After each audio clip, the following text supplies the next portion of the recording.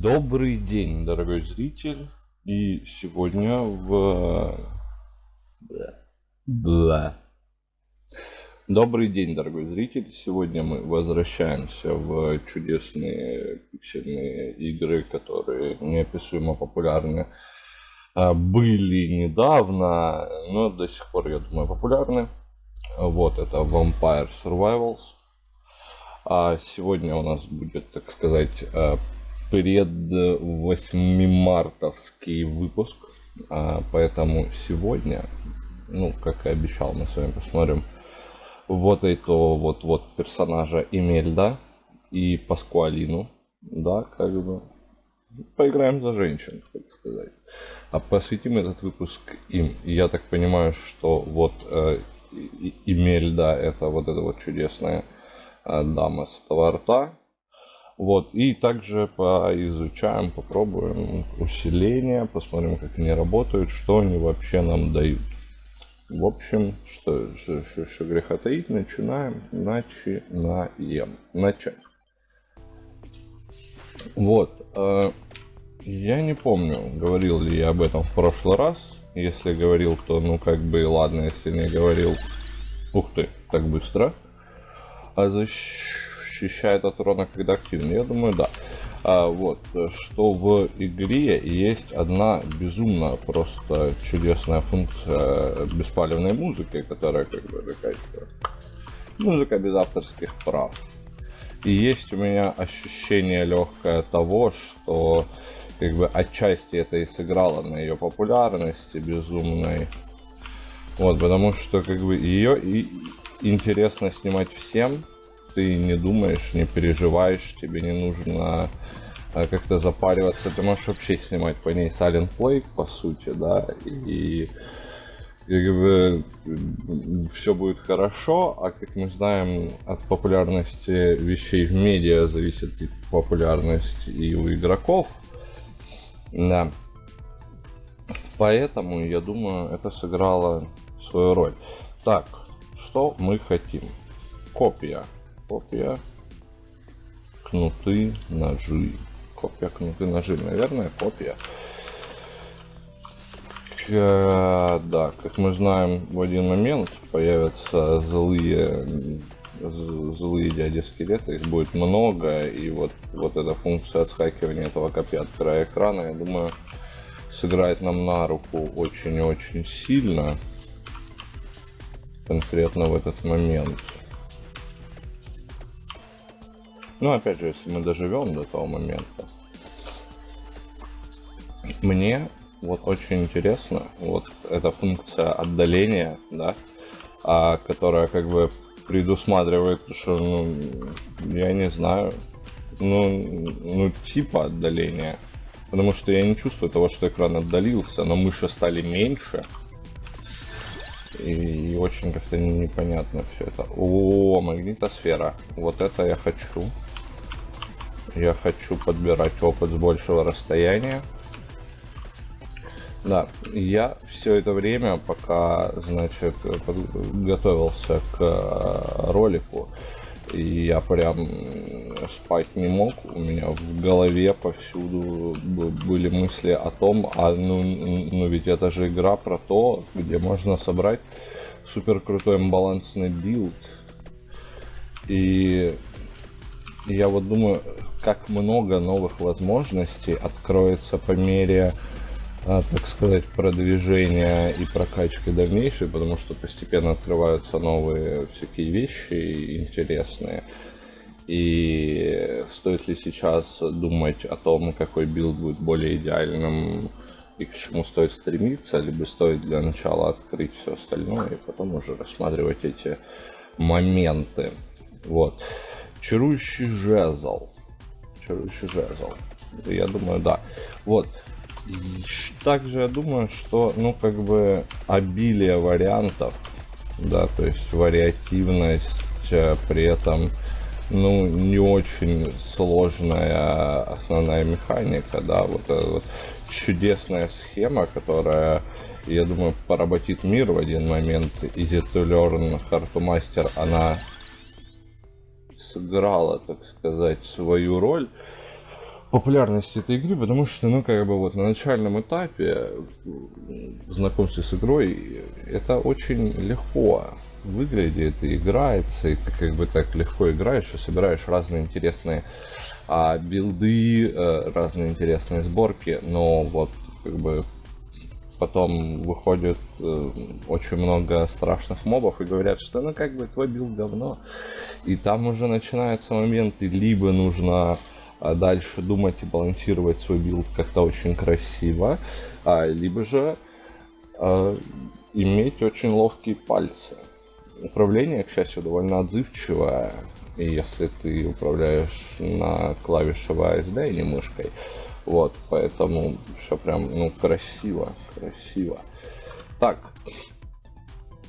что мы хотим? Мы хотим уменьшить на 0,2 секунды откат жезла, увеличить базовый урон на 5 и скорость на 20% у этого, или взять Библию. Я думаю взять Библию, потому что сейчас вот опять мышиная бригада нападает, и хотелось бы вот что-то такое делать с ними, но как-то ай, не пошло. С другой стороны, я начал замечать, что отчасти приколы типа лука и Библии меня очень сильно губят. В том плане, что я пытаюсь нанести мне максимальный урон, подойти как можно ближе к пачке противников, чтобы там кого-то зацепить. И из-за этого теряю много здоровья. Броня. Броня. Огненный жезл. Так, секунду. Кот орёт. Броня. Огненный жезл. Встречаем нанося большой урон. Я думаю, что чисто теоретически я, конечно, не пробовал очень сильно развить копье, но что-то мне подсказывает, что если его прокачать, то оно тоже будет наносить сильный урон. И у нас и так 4 оружия, поэтому я думаю, стоит взять броню. Да, как бы проджектайлов много не бывает, и это, конечно, правда, но о своей безопасности тоже забывать не стоит. Правильно? Правильно. Когда умрут дурацкие вот эти вот мыши летучие, синенькие, я хочу забрать их гигантское количество, до которого из них обычно упадает. Лавр. Или ускорение снаряда. Или чарующий жезл. Очень сложный выбор. Откат на полсекунды. Целостность щита на 0,2 секунды. То есть еще 0,2 секунды после того, как я получу урон, он будет действовать, да, я правильно понимаю? Но вот это звучит неплохо. Потому что в принципе, как бы оппонента может быть 2, ткнет меня 1, и тут же ткнет 2, я получу урон. А так я не получу урон. Но с другой стороны, ускорить снаряды на 10% звучит великолепно. На самом деле, если вот это вот копье будет летать быстрее, да и в целом все, что у меня есть, будет летать быстрее, я буду безумно счастлив и рад этому. Ай-яй-яй. Ой-ой-ой. Да. Вот, плюс очень какая-то ламповая рисовка. Вот знаете, вроде бы довольно простые спрайты, довольно просто нарисовано вообще все, как бы без там особых ухищрений, но при этом выглядит довольно лампово. Я хочу 2 Библии, и я бы взял с удовольствием шпинат, наверное, но хочу 2 Библии. Потому что, ну, 2 Библии больше, чем 1 Библия. Наверное, просто поэтому. Топор, базовый урон на 2 секунды. Наверное, да, базовый урон и скорость полета копья. Хочется, чтобы оно летало быстрее, а значит отскакивало больше раз, работало больше. Это же прям звучит, да? Это звучит как план определенно. Мне что-то подсказывает, что просто чем быстрее будут летать наши проджектайлы, тем мы будем эффективнее. Так, ага, лавр или шпинат? Я думаю, что шпинат в целом сейчас будет полезнее, Просто потому, что улучшение каких-то конкретных вещей не так прикольно, как улучшение всех вещей сразу. Тем более у нас уже 4, да, как бы 2 проджектайла с этого, а даже 5. 2 проджектайла с книжки, копье. Я думаю, что это то, что нам нужно. Шпинат. Вот шпинат, собственно, меня сейчас и окружает. Тут слишком много экспириенса. Чеснок. Я не могу отказаться от чеснока просто потому, что чеснок очень хорошо контактирует с летучими мышами и привидениями. Ну, за исключением вот этих вот мерзких серебряных летучих мышей. Ну, это пока не серебряные, это с серебристой обводкой, назовем их так, но серебряные летучие мыши еще более мерзкие. Базовый урон на 10. Все. У меня вопрос, как бы, да, а предыдущая штука, она что, не увеличивала урон на 10%? Увеличивала урон на 10 только базового оружия? Или как? Непонятно. Очень-очень непонятно. При этом очень любопытно. Ух ты, сколько лампочек. А ну, ломайтесь. Может быть, мы найдем там 30% восполним. Ладно, нашли. Получается, что нашли. Казиныч. Да, мой самый любимый гэмблинг. Бесплатный гэмблинг. Надеюсь, меня не забанят за то, что я говорю о том, что люблю гэмблинг. Нет, на самом деле, вот если по-хорошему, лутбоксы, это, конечно, плохо. Но это так, блин, приятно. Вот знаете, вот сколько бы не было хейту в сторону лутбоксов, открыть условную пачку карт в Хардстоуне, особенно какую-нибудь бесплатно добытую, это же так приятно, когда из нее выпадает что-то очень интересное. Нет, конечно, когда там, допустим, ты потратил условно 10 тысяч денег на то, чтобы купить себе самый крутой в мире скин, это типа плохо. И тебе не выпал самый крутой в мире скин, потому что сундучок как бы его не дал, как это было в Battlefront, да? Но когда это вот такой вот маленький, приятный, не напрягающие штучки с карточками, это же классно. Да. Особенно, когда это хорошо. А сейчас, к сожалению, все не очень хорошо. К слову о, собственно... Ух ты. Так, бычье сердце. Персонаж восстанавливает здоровье. Да, я хочу. Вот. Особенно, когда вот в нашей текущей геополитической обстановке Activision Blizzard с их чудесными гэмблинг-сервисом больше не предоставляет свои игры россиянам. Я не понимаю, почему. Я считаю, что такие вещи не должны касаться рядовых граждан, тем более условно рядовых граждан, играющих в видеоигры, блин. Ну типа, при чем тут видеоигры и политика? Ты же идешь играть в игру, собственно, как раз таки, чтобы отвлечься от всего вот этого вот-вот, да, чтобы, ну вот, хоть как-то разгрузиться, потому что текущая геополитическая обстановка давит на всех, на тех, кто за войну, на тех, кто против войны. В принципе, без разницы, да, так сказать, с какой ты линии фронта, русский ты, украинец или человек, который со стороны на это все наблюдает. Я думаю, что это не имеет значения в текущих ситуациях, в текущих реалиях. И всем нужно иметь возможность отвлечься от этого. И вот эти вот телодвижения со стороны разработчиков игр мне совсем непонятны. Да. Так, а тем временем мы, большой урон, большая область поражения. Я думаю, что в принципе с нашей тактикой хождения кругами да вокруг да около и копьем, и Библией, и уже имеющимся на базе чесноком, и проджектайлами, которые бьют по ближайшим целям, можно взять топор, чтобы делать что-то типа вот. Ну, я надеялся в другую сторону его бросить. Ну да ладно. Вот так его бросить.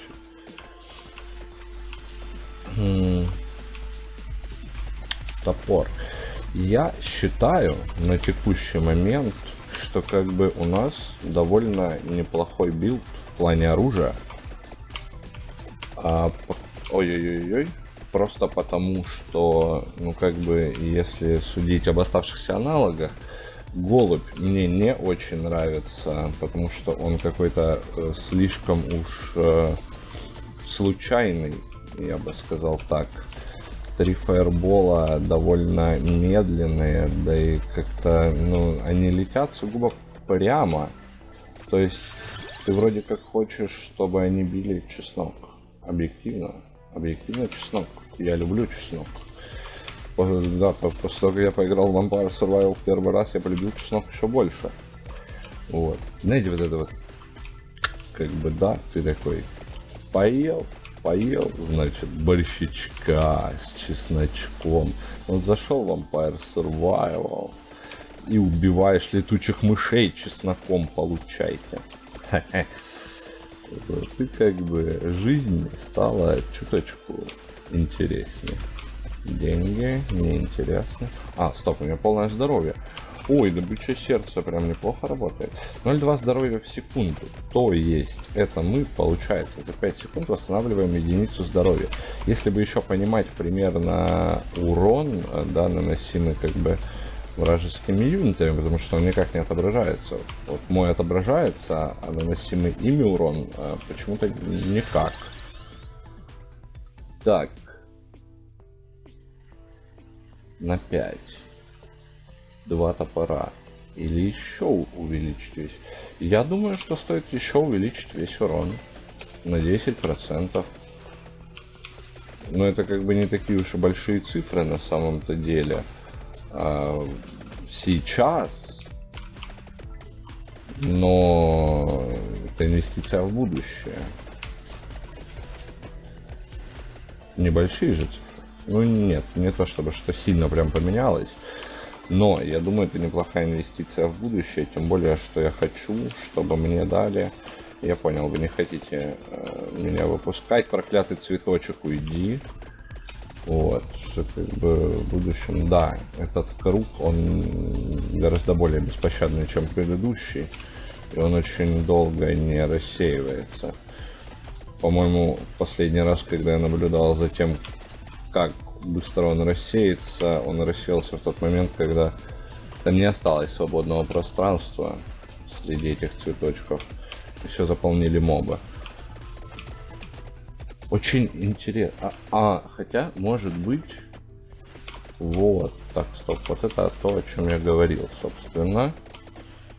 Надо искать выход. Ой, хорошо. Хорошо, вот. И вот сейчас, я думаю, именно тот момент, когда копье с топором должны работать в полную силу. К сожалению, работают они, блин, только вниз. Поэтому нужно найти какой-то способ выйти из этой ситуации и закружить мобов. Либо найти магнит в лампе. Хотя, ну как бы... мой помазанный шпинатом лук и 2 Библии довольно неплохо справляются на текущий момент с ордами скелетов, идущими на меня.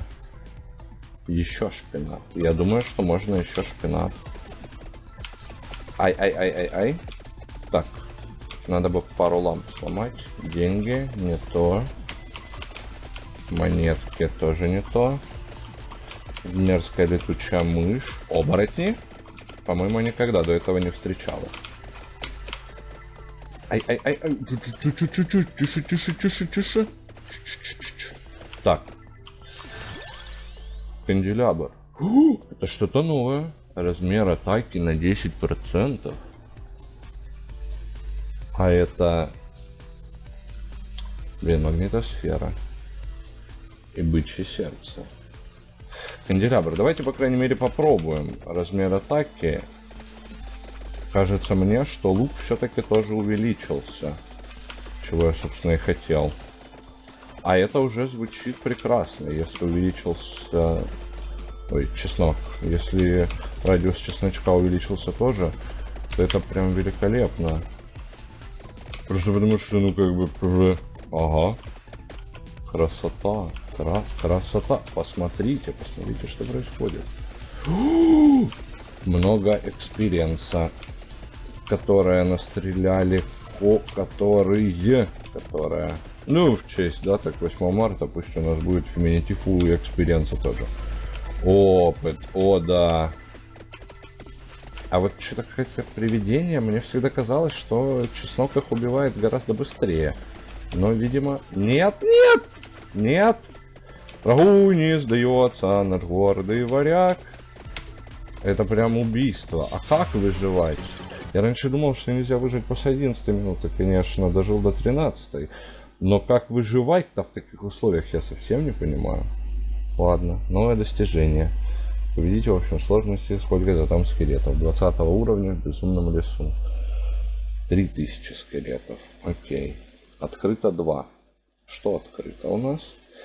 Что-то мне подсказывает. А нельзя, видимо, да, глянуть. Ладно, что, ну, канделябр мы открыли однозначно. А денег почему так мало мы получили? Ладно.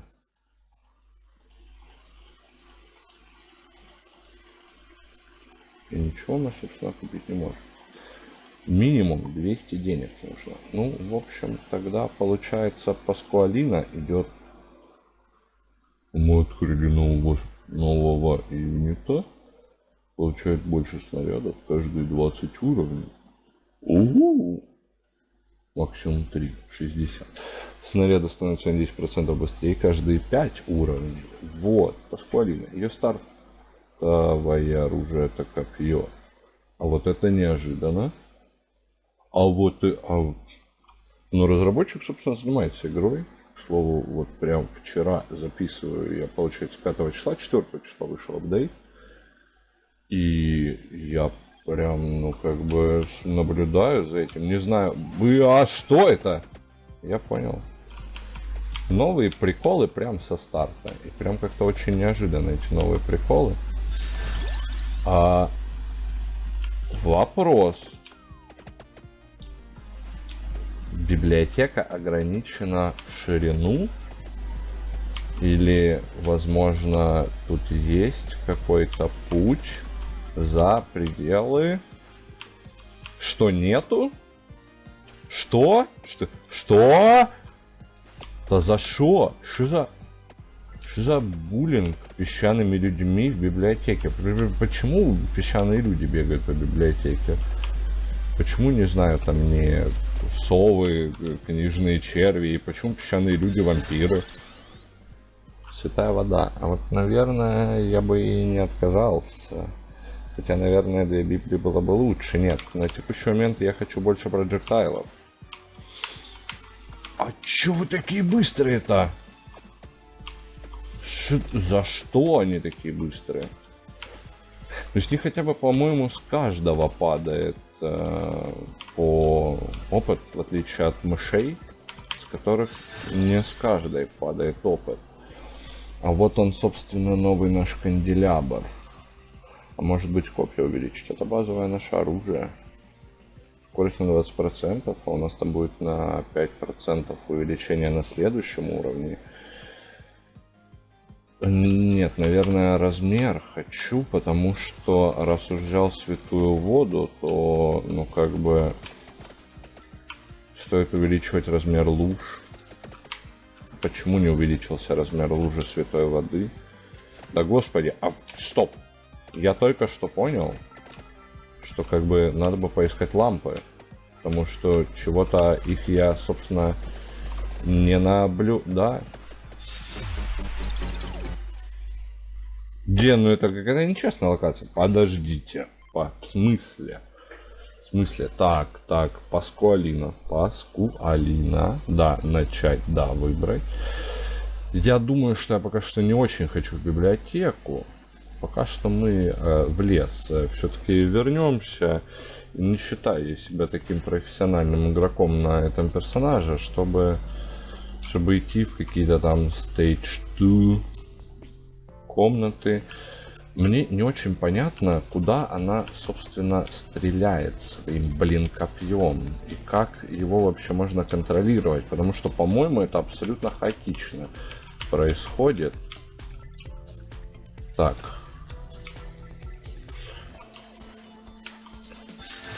Угу. Так, время взять что-нибудь более адекватное. Наверное, возьмем чарующий жезл, чтобы убивать хотя бы ближайших противников, стрелять в них 100%, а не вот куда-то вот туда. Зачем?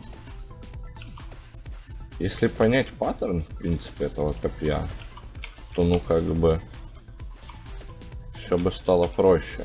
Так, вот допустим, я стою на месте, не к ближайшей стене, он летит точно. Наверное, в сторону большинства противников. А у него есть какое-то описание? Как? Ладно, сейчас. Я думаю, что да, прокачаем эту штуку и нельзя посмотреть описание никак. Ну, может, как-то и можно. Если можно, подскажите, пожалуйста, в комментариях, потому что я что-то, ну, вроде понажимал и вроде бы ничего не обнаружил. Так. Временем пошли зомби. Мне, вот как-то вот мне немножечко не нравится начало игры за Паскуалину. Потому что вроде как ее базовое оружие очень интересное и имеет прикольную механику, неплохой урон, хорошие апдейты, возможно не лучшие апы, да, но как бы однозначно хорошие. Количество проджектайлов пошли, это топор. То есть будет кольцо, и я как-то не вдохновился им. Потому что бьет оно прям абсолютно случайные цели. И, ну не знаю, то есть, допустим, если как бы ты бьешь одну, ну, кольцо бьет две цели, ну, условно, да, какую-то одну-две цели, а не массово, допустим, как это делает копье, да, то, ну, хотелось бы этот процесс... ага. У нас проблема. Хотелось бы этот процесс хоть как-то хотя бы отчасти контролировать, да, как, допустим, в случае с вот этим вот чарующим жезлом, да, который, ну, ближайшую цель бьет, как в случае с ножами, которые стреляют по направлению твоего движения. Я их ни разу не брал при вас, но...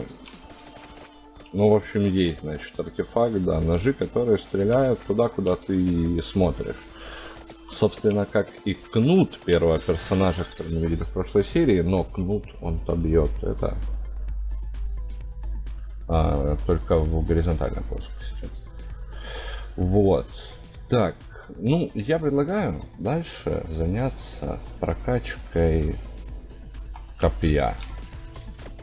Мне очень интересно, что же может это оружие, тем более, что это базовое оружие прекрасной дамы, и мы как бы не имеем права отказать себе в том, чтобы его прокачать в преддверии Международного женского дня.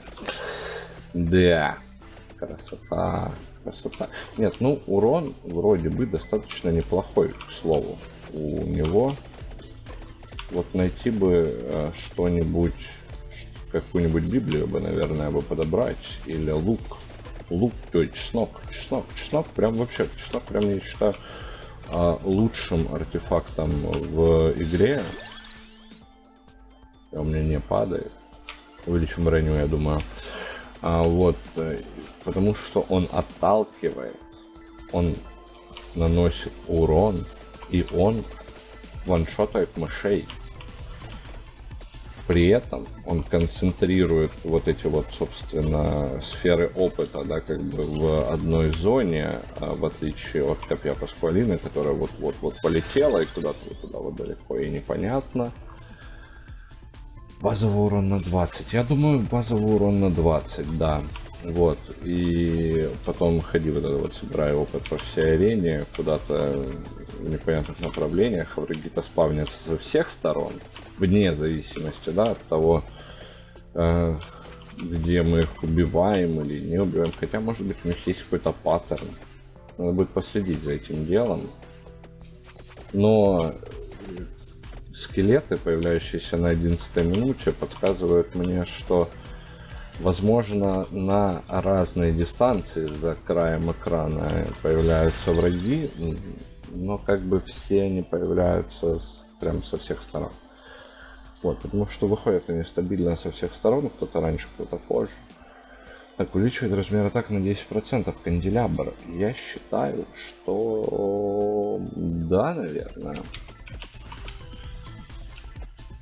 А что, если какой-то персонаж, допустим, вот Паскуалина, не может носить какие-то определенные артефакты? Я вот сейчас задумался. Вдруг существует такое ограничение? Пока что вроде бы не замечал, но... А вдруг мы как бы, собственно, и не найдем чеснок? С другой стороны, еще 3 слота, и можно пока что повкладываться как бы туда, но... Проходит сквозь 2 врагов. Я считаю, что да. Копья и топоры наше все сейчас, по всей видимости, потому что... Ой-ой-ой. Хорошо. Есть возможность пособирать опыт. Потому что уже 5-я минута, мы только 10 уровень как бы прокачали. И... Хотя, может быть, это неплохо. 2 копья. 2 копья больше, чем 1 копье. Я согласен. Они разноцветные? А я и не замечал. Вообще, наверное, это не копья, а какие-нибудь звездочки. Но хочется называть их как-то копьями. Почему, не знаю. Вот хоть убейте, я не понимаю. А как это вообще называется? Что это? Я не могу? Я не могу, видимо, да? Ладно, возможно, когда мы прокачаем уровень, а будет это, я надеюсь, скоро, в силу того, что топоры неплохо справляются с этими волнами, и наши прокачанные копья тоже, на самом деле, они плохо выглядят. Даже и без, как бы, чеснока мы можем наносить неплохой урон. Единственное, да, вот будут раздражать вот эти вот налетающие пачки мышей, а позже налетающие пачки привидений. Хочется очень сильно дойти до сундука. Я думаю, что я потеряю здоровье. Даже не потерял здоровье. А, я прокачал уровень. Больше, топоры больше становятся. Отлично, отлично. Канделябр. Топоры с копьями больше. Чем больше топоры с копьями, тем больше наши шансы на выживание. Ну вот как бы приятно, конечно, но хотелось бы там типа 4-й уровень топора, 4-й уровень копья получить, что-нибудь вот такое. Да. Не, конечно, не как бы не это, не претендую, но очень хотелось бы. Я был бы не против и приятно удивлен, польщен, рад. Пожалуйста, можно топорик. Нельзя? Ладно. Так. А тем временем надо бы поискать люстры и пока... Да, и полечиться, но... Так, нет, ладно. Жадность меня погубит. Нужно идти искать факела и лечиться. Ай, а как можно было не заметить гигантскую летящую кучу летучих мышей? Очень скверная ситуация со здоровьем. Да ну это подло. Вот это подло. Это был единственный выход. И выставлять там мышей, ну это подло прям. Да. Опа, пустой том. Угу. А, вот, рун трассер. Нет, ладно, это какой-то рунный трассер, видимо. Откат оружия. Или рун трассер. Нет, хочу 5 уровень. Полетели. Повышаем базовый урон. Я считаю, что это нам поможет. И что, допустим, блин, сложно.